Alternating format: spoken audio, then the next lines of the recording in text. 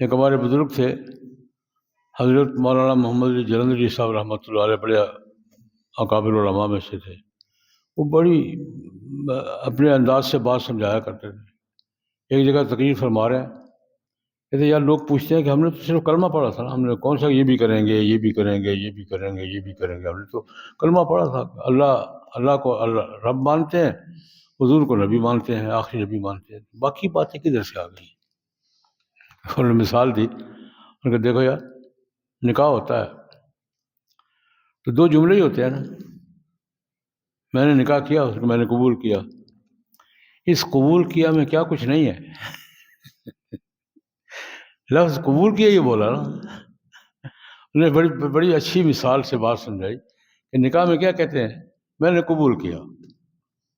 اب قبول بال کے میں نے تو کپڑے ذمہ نہیں لیے تھے، میں نے تو خرچہ ذمہ نہیں لیا تھا، میں نے تو مکان ذمہ، بھائی قبول کیا میں سب کچھ ہے.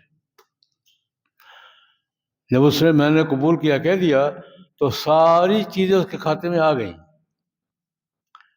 اب لباس بھی اس کے ذمہ ہے، مکان بھی اس کے ذمہ ہے، روٹی بھی اس کے ذمہ ہے، سب کچھ اس کے ذمہ ہے. اسی طرح اللہ تبارک و تعالیٰ کی توحید کا جب اقرار کر لیا، جناب نبی کریم صلی اللہ علیہ وسلم کے رسالت کا اقرار کر لیا، تو ساری باتیں کہ زندگی میں اللہ اور رسول کے حکم کے مطابق گزاروں گا. یہ اس لا الہ الا اللہ محمد رسول اللہ صلی اللہ علیہ وسلم، اشہد ان لا الہ الا اللہ اشہد ان محمد عبدہ ورسولہ، یہ دو جملوں کے اقرار کرنے میں ساری زندگی آ گئی ہے کہ اب کوئی بات بھی ان کی مرضی کے خلاف نہیں ہوگی، ان کے حکموں کے خلاف نہیں ہوگی.